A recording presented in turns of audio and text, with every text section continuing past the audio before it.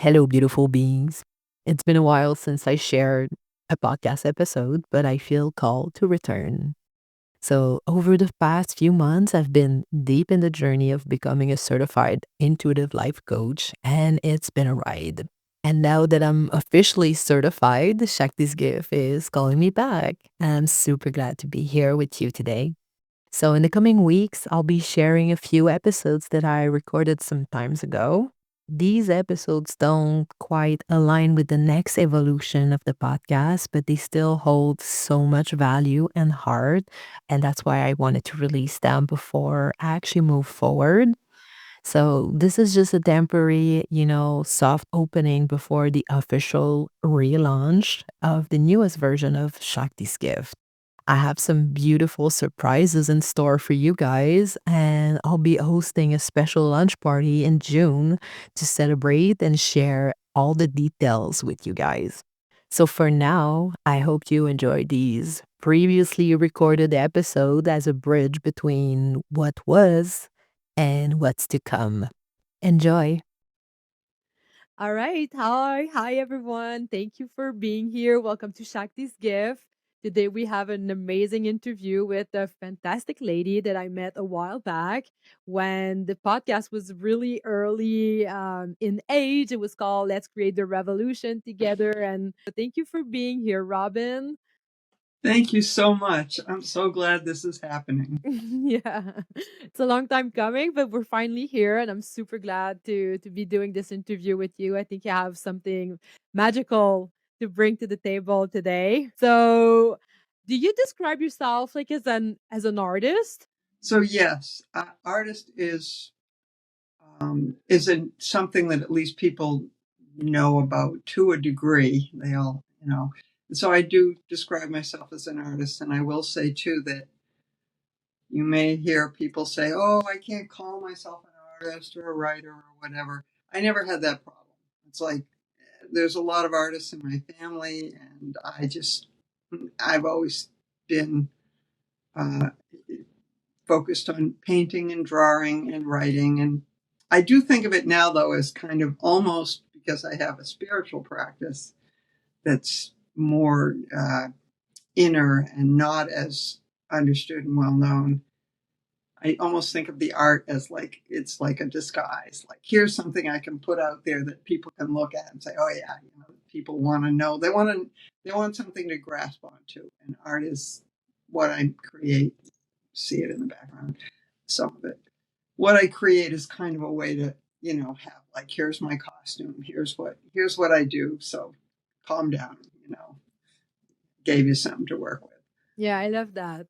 I love that. I used to paint too. Like I don't really have the time right now, but I used to paint and it was like such a great outlet for me to express all my emotion, the things that I don't necessarily allow myself to say and it was like a great outlet to actually say those things in a way that Mhm. is like acceptable for the rest of the world because it's like Yeah, on the canvas. So I don't know if you feel like that way or something yeah. similar. Yeah, people they have an opportunity to resonate with it in their own way. So how would you say your art is connected with your spirituality? Well, you may have heard that, and it hasn't always been this way, but this is now. You may have heard that in ancient times, art was a way of, there was a lot of symbolism in the paintings and icons and things like that. And it was a way that information was transferred secretly and kept alive, and also for people that were didn't not everyone could read. A lot of people could not read, only like royalty and priests and people like that. And so it was a way to keep information alive and pass it on. And so I relate to that, and I it's an aspiration, and I I'm constantly changing. I paint a lot of different things. I'm looking for that path. I'm not saying, oh, I'm there. I know what I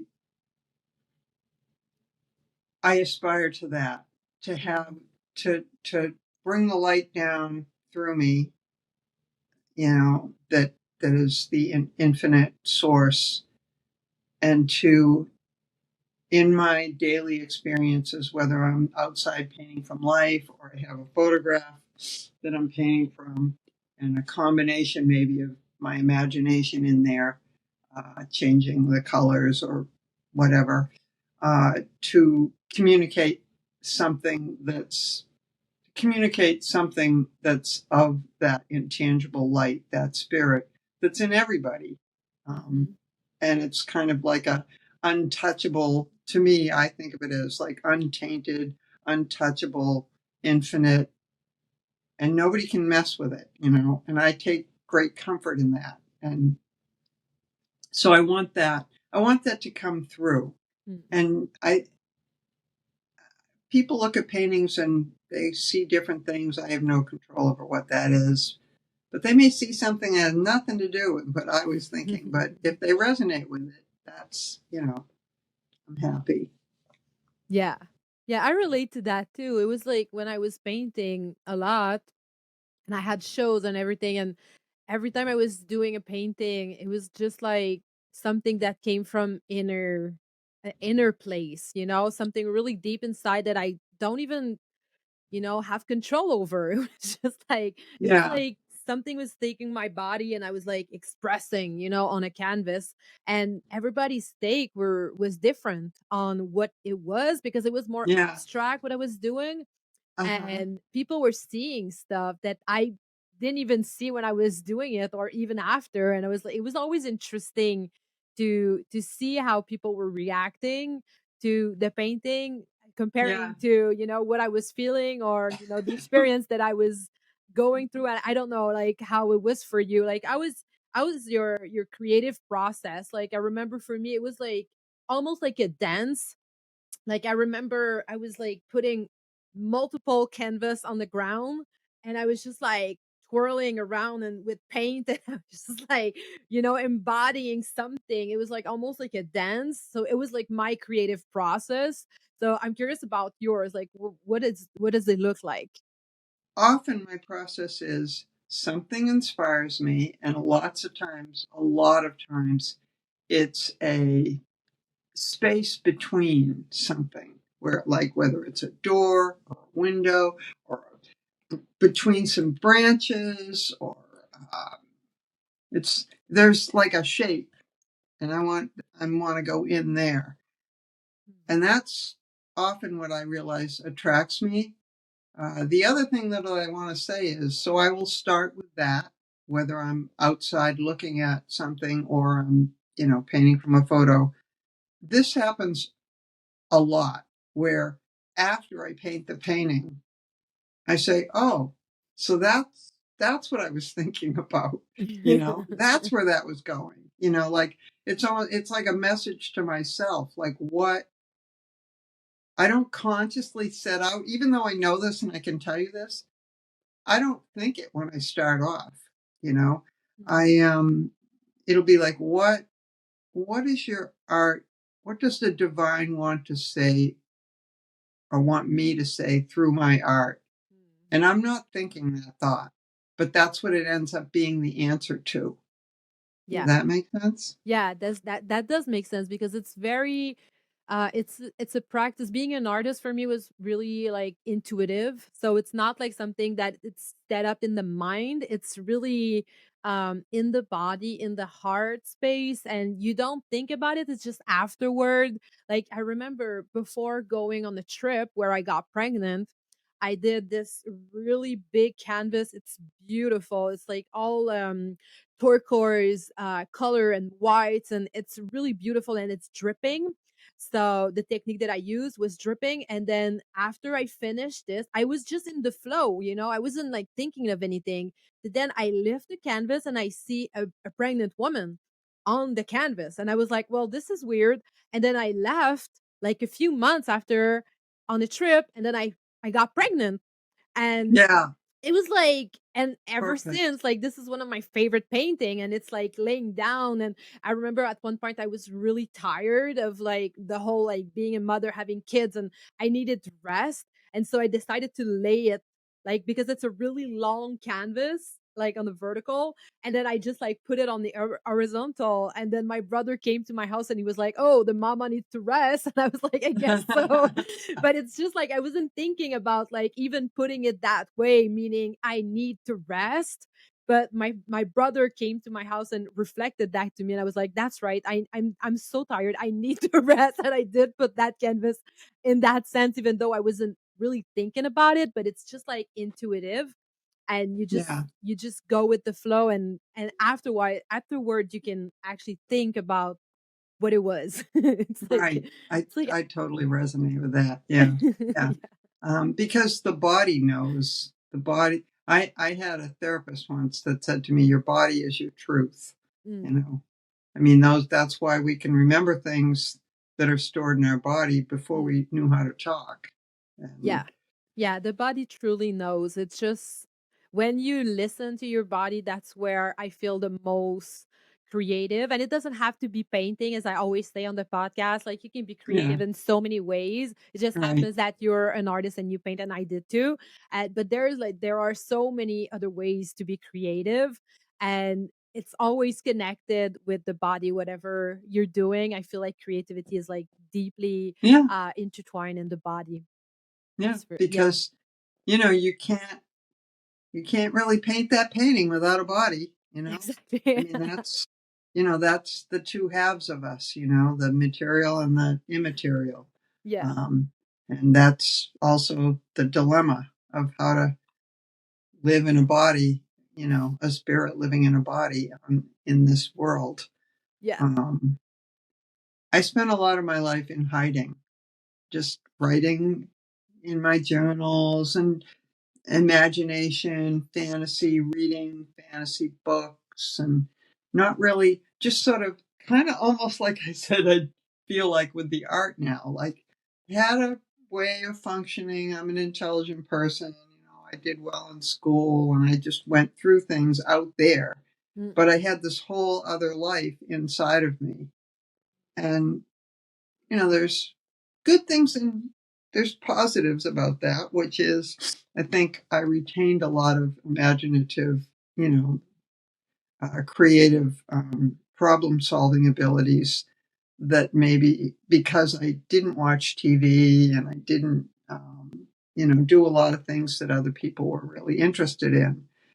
It also is kind of makes for a lonely life in a way, mm, at least earlier in my life when I wasn't as in touch with my non-material, my non-physical life, my spiritual life. I've realized that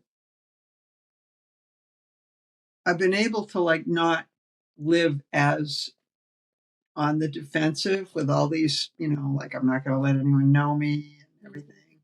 Um, and realize, yeah, you are different, and have people say, yeah, you, you definitely think differently than I do about this or that, or perceive things differently. And fortunately, I have some very high and highly intelligent, compassionate people in my life that can say that to me, and I know they're not judging me or criticizing me. They're observing, and I realized being with this group of people who were like-minded and had this similar kind of things important to them as me, that it was like I was comfortable to be able to just be where I'm at with my idiosyncrasies or I was in a safe container, mm, and that was everything. That was really everything when you're a person that feels like, wow, I'm just not like these people. I'm not picking up on this tune around me. Is something wrong with me? And that's the way I thought most of my life. And I realize now, no, and I say this to anyone listening, every one of us is really okay inside. There's an untarnished light that's untainted, untarnished, untouchable. Like no one can wreck that.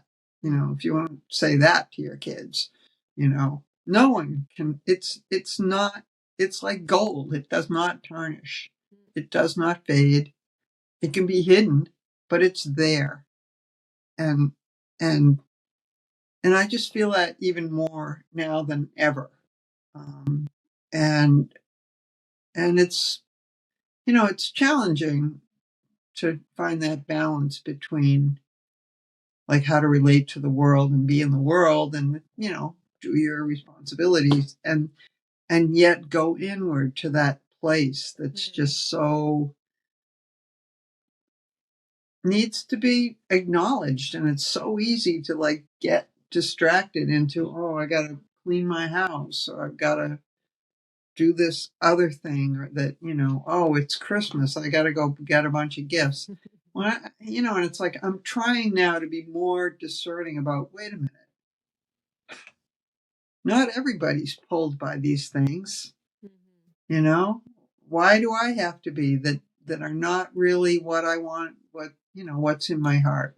The more my heart is open to myself in this way that I'm talking about and realizing it experientially, because I can say it, but if you don't realize it, and I'm sure If you people don't said live it. many things to me my whole life to try to help me, and I didn't get it. I just didn't get it, you know?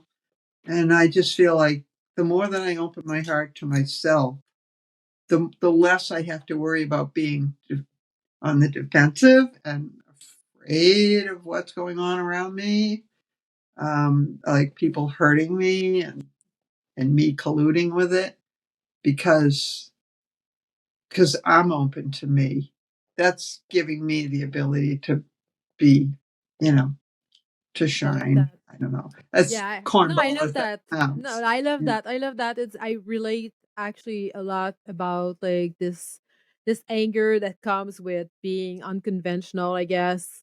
In the beginning of our lives when we don't know how to connect with that heart space and that embodiment of who we are truly deeply without caring about what people think or the way that it will impact like or the way Yeah. people will perceive us or all of that. It's just like this is just in the mind. It doesn't really matter up until you realize that little bit of like you gotta be in your heart space. And it's kind of easy to say, it's like it's something that I've known from quite some times, but it's like you said, you have to experience it. It's not here. You don't, it's not because you know it that you will necessarily do it. It's Yeah. like you gotta embody it. There's like a click sometimes, or just I don't know, an epiphany or something that happens that brings you for you. I guess it was like when you decided to move, there was like Yeah. this thing that happened for you that was like, no, I need to shift this and you know just embody who I am in a different way that I used to, Yeah. and that Yeah. clear the resistance around that and ends the anger and all of that, the frustration of not being ourselves. You just reminded me of, and this was quite a while back, when, and you can correct me if I got this wrong, but you reminded me of when you had the other show, the other title for your podcast.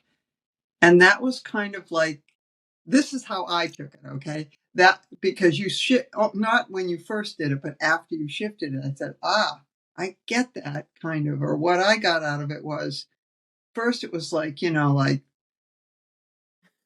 rage against the machine, Yeah. like I'm angry and I'm going to push back and I'm not taking this stuff. And then it was like, well, wait a minute. Now that I feel more strengthened within myself and my own eternal, untaintable light, that's what I call it. Mm-mm. Um, I don't have to be on the defensive and like angry. I can be more like, no, I'm gonna like shine bright in the positive aspect of it. And there'll be there'll be flack and there'll be people that don't get it and people that, whatever.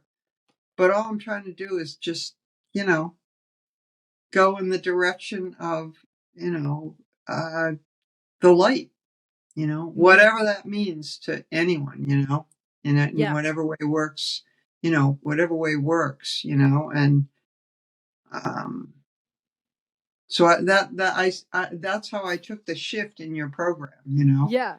Yeah, from it's exactly going like that. from, It's like the teenage years that just mature into something more yeah, yeah, adult, I guess, or yeah, yeah, if I instead can of say. reactive to responsive, Yeah. or instead of defensive to extending.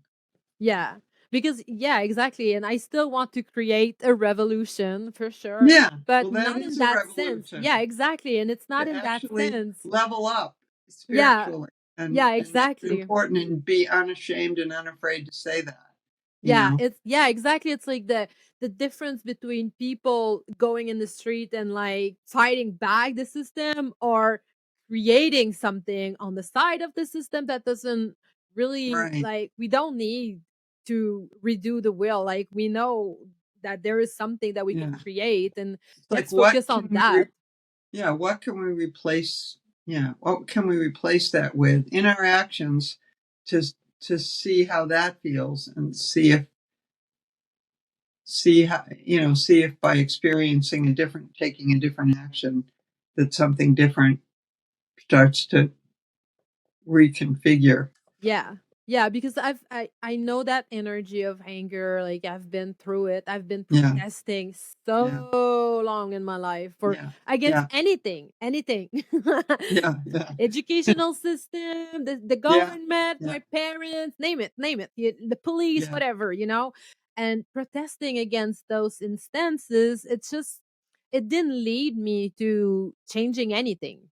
So, and that I feel like that's where the frustration is, you're not truly listening to who you are and so you're yeah. kind of, playing the Well, prostitute, you're doing something you're not really in tune with in exchange of something that's not really worth it, you're just like it's kind of like you. so I've spent more time since I moved here and was not, going to work for someone else, and I've had more time for myself. I've spent much more time pursuing, my inner life, Mhm. and it's been quite, there's been quite a lot of changes.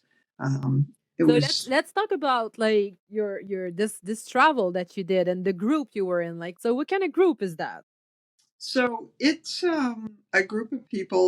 There's a school of the Western tradition of Hermetic magic out in LA, Mhm. which I found out about in during the pandemic, and I started, and that was another one of those things that just the window opened, I saw, and I went in, and things just changed very, very quickly. It Yeah. was it was through a book, some book that's nothing to do with that organization, except through some book that a person said, "Oh, you should listen to this guy promoting his book online." Like, because it was the pandemic, people had new books coming out, and this minute I listened, I realized all these things, like, things like, oh, a pentagram is not a satanic symbol. It's a star, for God's sakes, the 5-pointed star, and all these things that people amp up and they put all this stuff on, And, and then this person mentioned that school out in LA, and said this person's legit. And I started taking courses. And and I'd already, when I moved to Florida, I'd found a metaphysical bookstore downtown and was going to like psychic development classes and meeting people in that type of going in that pathway. Things I'd always been interested in, but I didn't pursue deeply. Mm, So now I'm taking all these classes in tarot and, in depth ones, and practicing that and, getting into that and doing that on a regular basis. And nice. so the school it's extensive, and I don't know the half of it. I've barely scratched the surface. It's a huge, infinite bunch of resources, but the tarot, astrology, the Kabbalah, the Tree of Life, all these things are vehicles. And Mhm. so for me, I found a vehicle. I found a vehicle for how to connect in, into my higher self, into source, into the light, into whatever you want to call it. Mhm. And it's a language that works for me. So anyway, it's a school of the modern the modern Western magical tradition of things like that, a path. And the people are really nice, and I met a lot of people in person on the trip that I had only known on Zoom calls, and that was delicious. And so each day, and they had the trip set up so that each day they would tell you the night before or that morning what we were going to do, because they wanted everybody to stay in the moment, you Yeah. know. And we went out and we had incredible experiences. We went to a lot of cathedrals, which was something that, through the way it was presented and through some of the people I met on the trip, I was not brought up Catholic or, anything like that. And through them, I could appreciate the symbolism and Mm. they created a container, a groundwork, a structure where I could really get so much more out of these Mm. experiences, because it was a way I could relate to it, you know.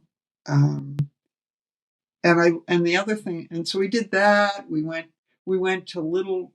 We had a connection with a guy in Prague who lives there and grew up out in the Czech Republic. So he took us places you'd never go on a regular trip. You'd never see them. Like magical stuff out in the middle of forests, and um, Mm. we went to one Middle Eastern restaurant where the guy, little hole in the wall place where the guy closed the business, and he cooked for us like he said he would cook for his family, and he made Mm. like, and also I'm like a vegetarian, so a lot of the people on the trip were, so it was great that that was like featured prominently, and I didn't have to Mm. wonder, what's in that, Yeah. and be like, like that about the food, like a picky problem person. They some places they'd seat one group the vegetarians could sit at this table, and if you want to eat meat, you're at this one, and if you want to go back and forth, you can do that too. I mean, whatever you want. But it was really great to be in that situation. But Mm. this one guy he cooked that, like, one meatless and one with meat. He put a bunch of vegetables into a big pot, and then he put rice on top of it, some sort of a broth or a seasoned something, and he cooked it down. And then he took a big platter and he turned it over, and it came out like a cylinder. And and then he's breaking it up. And it was like I don't know, there was many, many experiences like that were just so incredible. Um, I cried a lot. I'm like, what is this? It's not how I usually am. I was just releasing, I Mm. just felt so safe. I just was releasing all of this stuff, like so much. It was just amazing to be with a group of people that were like cared about the same stuff I care about, you Yeah. know, It's and amazing. spiritually. And the other thing I'll just say is, a couple of things. I want to mention that on the last night we went on a boat ride down the river, and in Prague, there's a river. A river runs through it, and um, and in Prague, by the way, the water only flows out of Prague. It's a source. Anyone, if you don't know this, so the water, you can drink it out of the tap, and it's delicious. You can Mm. just like fill up my water bottle in the hotel room, and it's like the water is so good. I had all these like things that cleared out of me, and I mean, it was amazing. Mm. Um, so, but we took a boat ride down the river. There was a full moon while I was there too, which seemed to last like 3 nights. and that was like truly beyond amazing. Um, so, but the thing I like about magic, the practice of magic, is it has zero proselytizing, Mm. zero. It's totally a private thing. I've talked to more than I mean, this is a this is this bare surface what I'm saying, and even this feels like wow. Um, I used to think in my past that as an introvert, I was really like exerting so much energy to like try to contribute and say, oh, I got to say something in this situation. I can't just be like not talking, you know. And and on that trip, I didn't feel that way. I felt like, you know what, silence. There's a lot of silence in the practice. There's a lot of having a shared ritual or experience, and then you just with each other. It's not like this thing like, okay, now we're all going to sit around the campfire and share what happened. I was like, you know. So it was just my kind of thing, It's like silence, like keep silent and process your thing. Like I want to help people, but I don't want to like talk. It's like back in the day when people would talk about, oh, I had this experience when I did LSD, and it's like it gets boring, like have your experience, and let it change you. So there's just a lot of appealing things like that about it. Nice. What would you say was the most transformative experience in Prague for you? I don't know if I can. When you said that, what came to me was when I got off the plane and went to the hotel. I went a day early. Had a lot of serendipitous things. Like the person I flew in with was a wonderful person, warm, and we just got along great. We'd never met in person, and so we explored the day before the actual whole. Everyone arrived, and that was a really good idea because it was a 9-hour time difference. I was in LA. From there, Yeah. it's a 9-hour time difference. Um, and I was like smitten walking down those streets. I felt like I was. Have you ever been there? Have you Not been to there? Prague. I've been to Europe, but not to Prague. Yeah. Not yet. It was. It was like I felt like I'd walked into my dreams. I felt like, wow. I felt like this is how life should be, or something like that. Yeah. I felt like. And people say to me, "Oh, is that where you're going to move now, Robin?" So well, everything's good, every adventure. But it was so, as an artist and as a lover of beauty, the attention to detail, Mm. the craftsmanship, Mhm. even the little, even a handle on a door, even the sewer covers were artwork. I mean, everything was like a fairy tale. It was so, and people were like, world travelers, most of them, that I was with. Um, they were like tickled that I was so like just so in wonder. I just loved it so much. It was like I felt like it was enchanting. Mm. It was just enchanting. And I had the best hotel rooms too. I was in Europe. You can open the window. You can actually open the window out to Yeah. the air. And I had one fifth floor little. It was an apartment. I could have lived there. I mean, it's just like there was 30 of us, so they had to get rooms for everybody, and so I was lucked out in a lot of the places, and we stayed in like 4 different places, I think, because we travel around. I was leaning out the windows and taking pictures of the sunset in both directions. It would be a gorgeous view, and the sunrise. And I was just, I don't know. I was like I was the kid in the candy store. It was just everything was beautiful. Mm. Everything was attention to beautiful detail. Mm. And I think that was just set the stage. I don't know if that, I mean, I don't know if I can pull out one thing. That's just what came into my mind when you asked the question. So, when did you come back? Or like, how long have you been back to your home right now? Um, well, so I came back on the 20th, so Okay. it's almost 2 weeks. Uh, on the, and everything, like I said, was amazing. And I had a lot of incredible encounters and experiences there. On the plane home, I sat next to someone who was coughing and sniveling and, and just, and I said, "Are you sick?" And they said, "I have a cold." Well, I came home and I got COVID, No way. from that, which was kind of, I don't know. It was what it was, but it was like, it, it, it it did make me be low key about, I'm not going to like jump right back into my regular life, like, Mm, which is good. Not that and who knows what would have happened otherwise, but that's what mm, happened.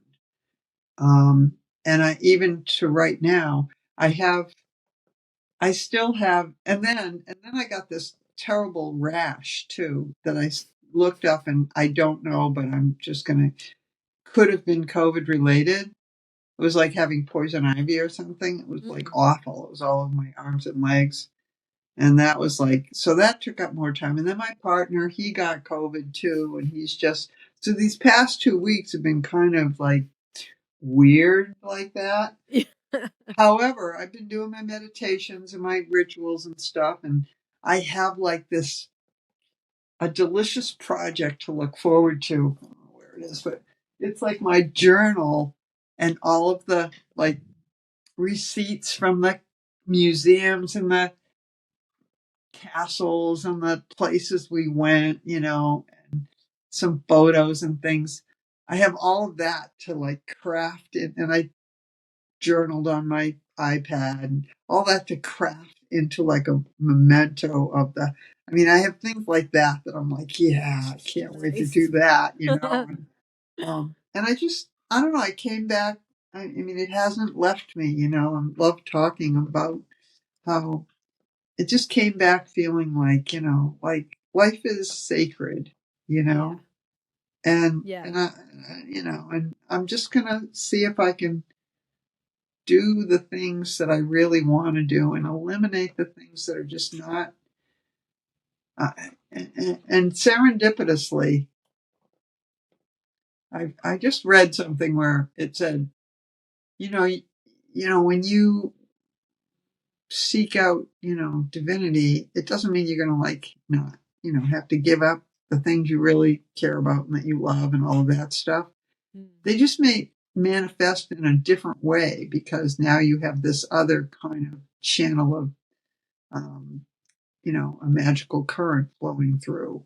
mm, And I, for example, like Wednesday night, a couple of nights ago, I went to an art show, but I was late because the traffic was bad. And it turned out that was so great. It's like, yeah, why do you have to go to something and stay for an age until you've mm, like, you know, depleted yourself and mm, mm, talked too much and done things you wish you hadn't done? mm. Just go for a short time. Even if you drove an hour, who cares? Just don't deplete yourself. Conserve Mm. your energy. I love that.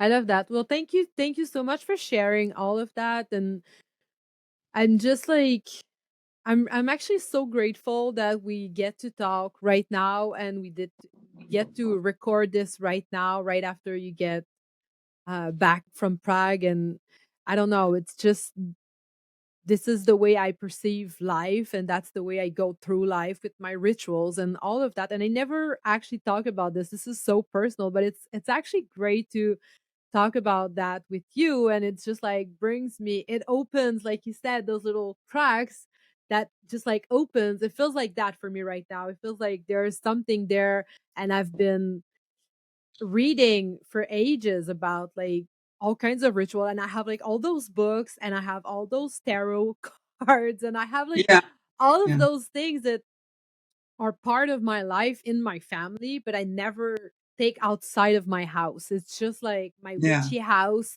It's in there. Well, there's a lot to be said. Like I said, I realized that have spent an inordinate amount of time trying to like wrench myself into like participation, because I need to like, let people know me because I've been hiding, and it's like, no, you Mhm.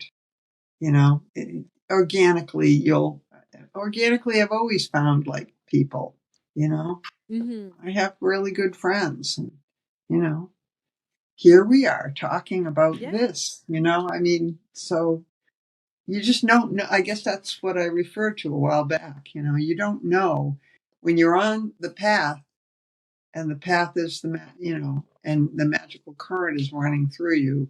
Then a turn can take that isn't what you knew was going to happen or you would set as a goal, but Mhm. it's aligned with for you. Yeah.